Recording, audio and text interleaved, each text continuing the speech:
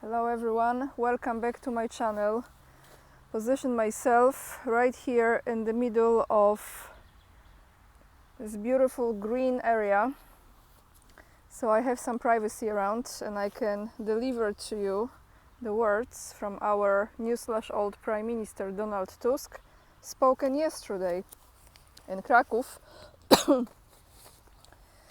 during the ceremony that was taking place at the old market square in Kraków, a historical, beautiful place. Those of you who have been following me for a while, you've seen many videos that I have recorded in Kraków when I was spending, I think, almost 5 weeks last year. So if you're interested in seeing more of Kraków, you can just scroll down on my YouTube channel and find those videos. Not much has changed, except we are spending more money on the military equipment, and Morawiecki, well, Pinocchio, is no longer the Prime Minister, but the new/old Prime Minister is Donald Tusk. I spent quite a long time to translate the most important parts of his speech, and if you could just hit this like for me, at least for this, I would very much appreciate, because I'm telling you, it's such a beautiful day. And it's not sometimes fun to sit at the computer and translate the politician's words. So let's jump into what he said. Quite important statement, guys. Jokes aside. So as I have just mentioned, he spoke at the old market square in Kraków in connection with the celebration of the 80th anniversary of the Battle of Monte Cassino, and also the recognition of the holiday of the Second Polish Corps. Now let's start with his words. So I will be quoting him now. Maybe I will give you some of my commentary in between, maybe afterwards. Pay attention, because those are important words, especially in the second part of it. Today, I also remember the words of President Zelensky, the president of a country we are friends with, who is fighting a mortal fight for his independence and freedom. Several dozen minutes ago, during a long conversation, he said words that were very important to us. Now quoting Zelensky, "We, Ukrainians, dream of our homeland being at least partially as safe as Poland." Now, end of quote. Now Tusk, "It is a sacred thing, the most important thing, that today, here on the Kraków Market Square, together with Polish soldiers," by the way, before I continue, you will see the video, the link will be down below. Behind him you could see a number of Polish soldiers standing there. Quite important, to pay attention to, well, face expressions as well, even though there were not too many face reactions.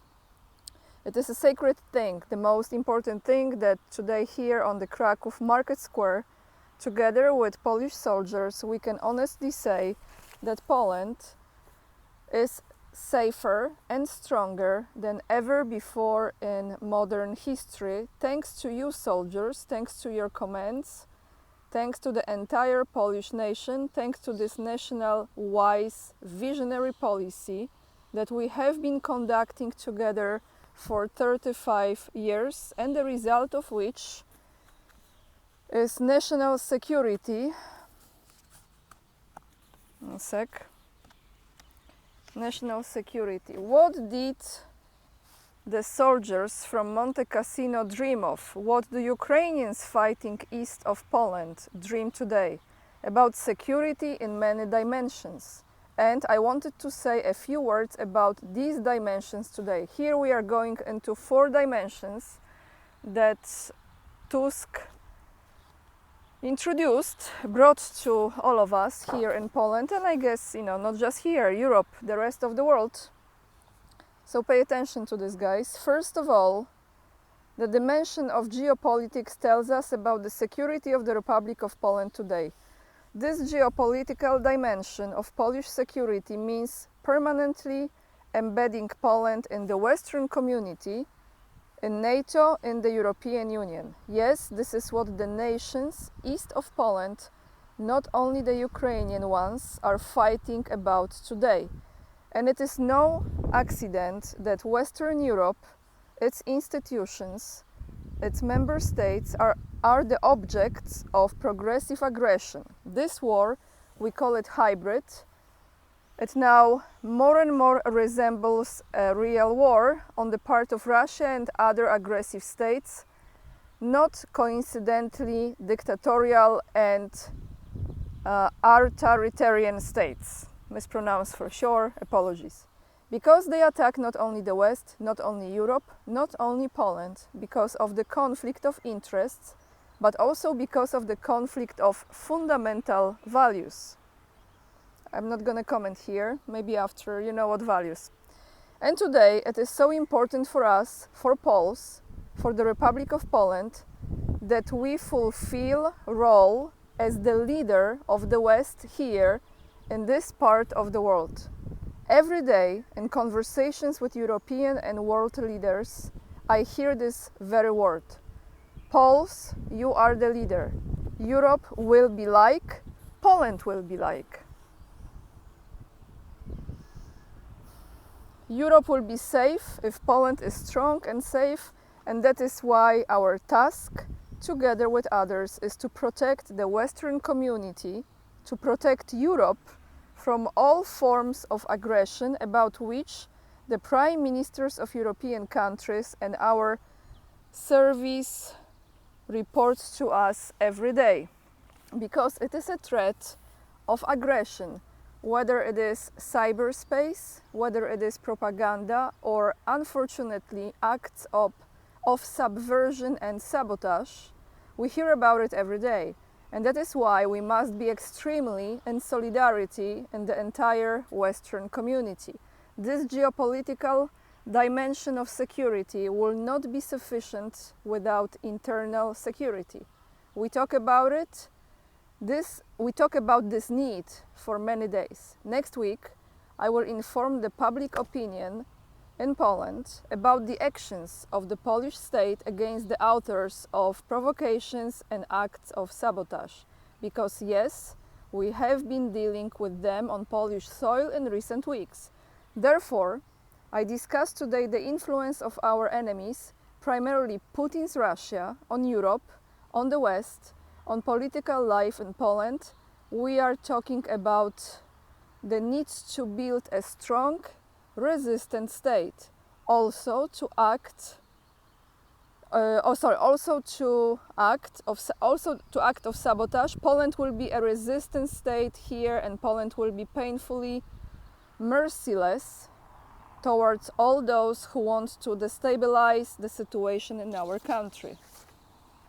Poland's security is also this, Poland's security is also this third dimension today, so tangible, so obvious, especially after the experiences of Ukraine and Israel after the attack of Iran. It is safe sky over Poland. It is the European dome that Poland intends to build with other Western countries, with other EU countries. So here you have the announcement of something that they are planning to do. It's going to be called European Dome. Let's continue. This is the Sky project.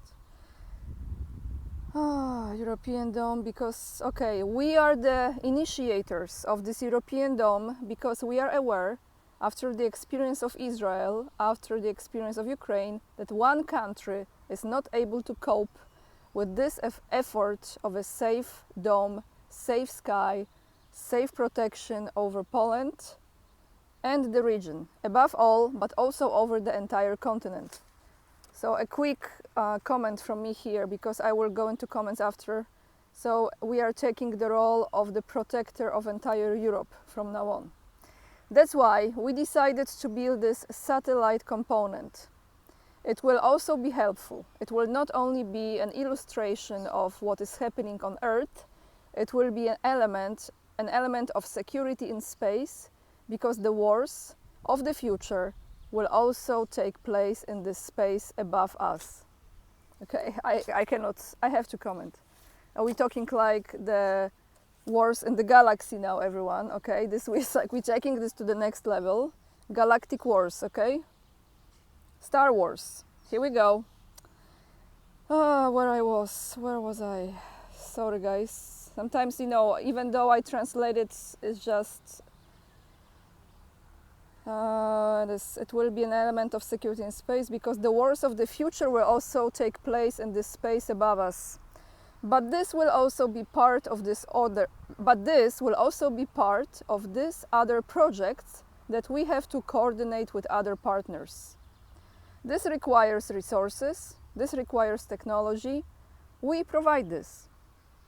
On Monday, I will be talking about finalizing the financing process. Now we talk about money, guys. Financing process of this satellite component with the European Investment Bank. And we will receive this loan. Yay! And we will receive this loan, which will increase our security, and that is 500 million zlotys. So if I'm correct, that is about $225 million. There is this fourth dimension. It is a safe territory and above all a safe border. We have made the decision to invest 10 milliard Polish zloty, which again, if I'm wrong, please correct me, Polish viewers. It comes to $2.5 billion in our security and above all in a safe eastern border. We are starting a large project of building a safe border, including a rotation system as well as landscaping and environmental decisions that will make this border impassable for a potential enemy. We have already mobilized this, 10 milliard zlotys, so $2.5 billion. We started this work so that the Polish border would be safe in times of peace, so that it would be an impossible border for the enemy in times of war. We called this new deterrence plan with a code, so here is the name of this project, the border project, Shield East. Yes, Shield East. So we are no longer Eastern European country, I guess. My comment, of course. I guess we are the Western buffer European country. Oh my goodness, let's continue. So this new border project will be called Shield East. Yes, it will be a shield that will protect us against attacks from the east, potential ones, but its main purpose will be to deter the enemy. Eastern Shield, a system of fortifications of 400 kilometers of the border with Russia and Belarus. This will be an element of deterrence. It will be a strategy to push the war away from our borders. We are doing this to scare off the enemy so that all those who wish bad for Poland, who are planning to attack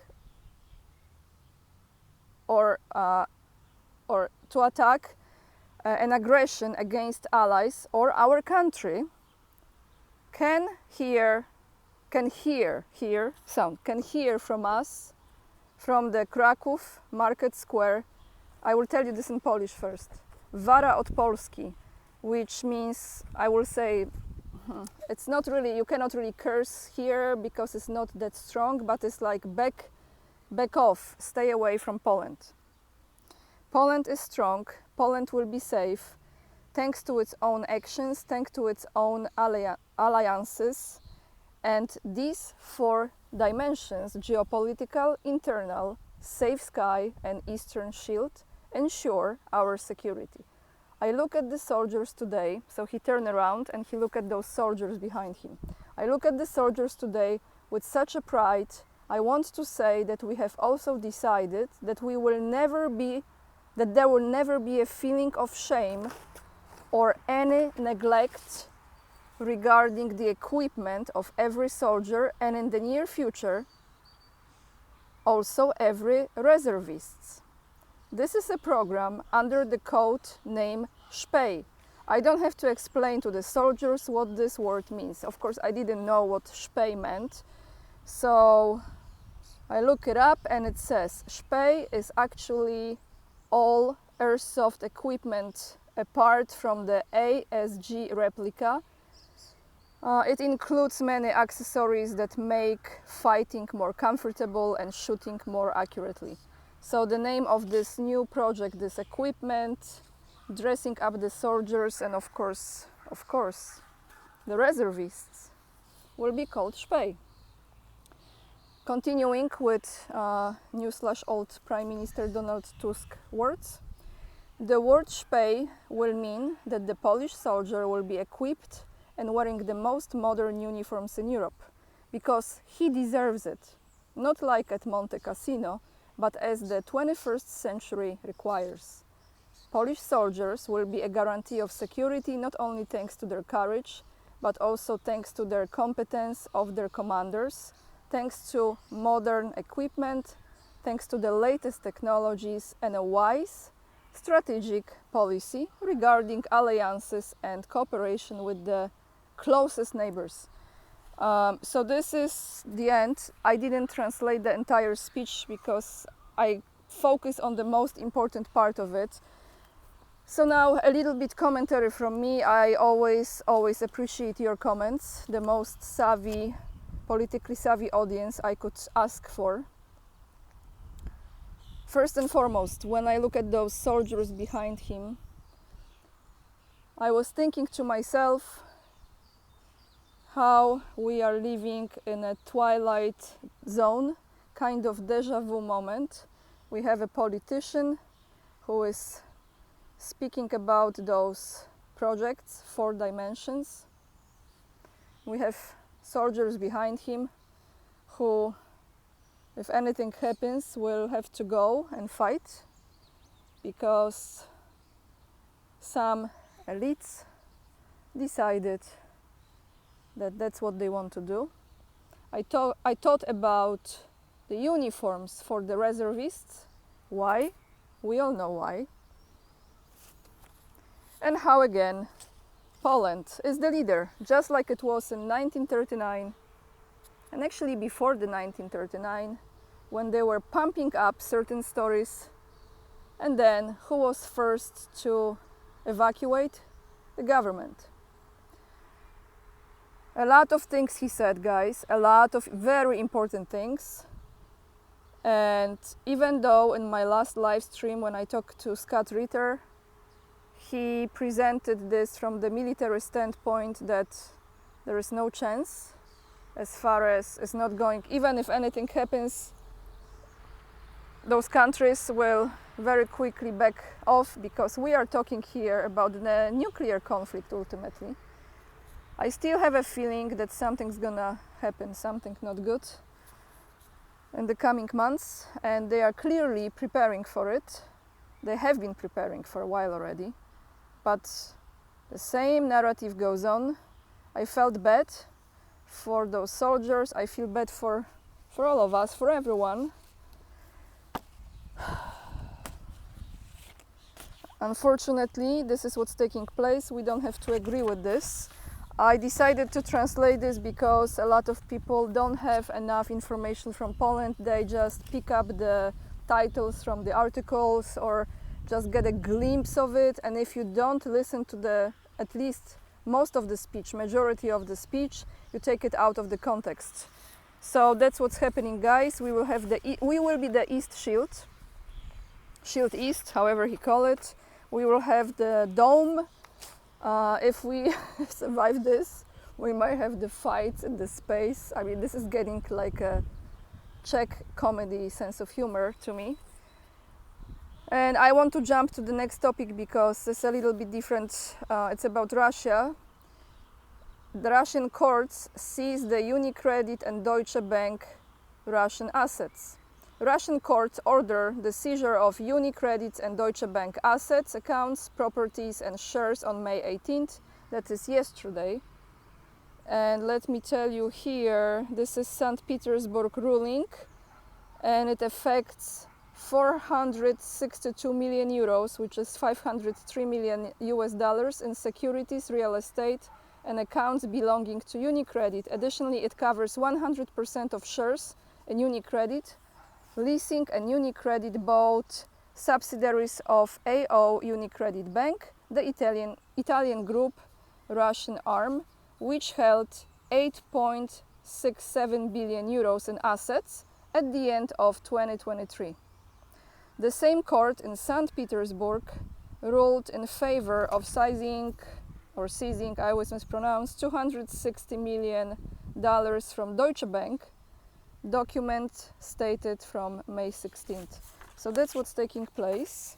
And I have, let me see if I have the one comment of the day. Just 1 second, because I've chose one.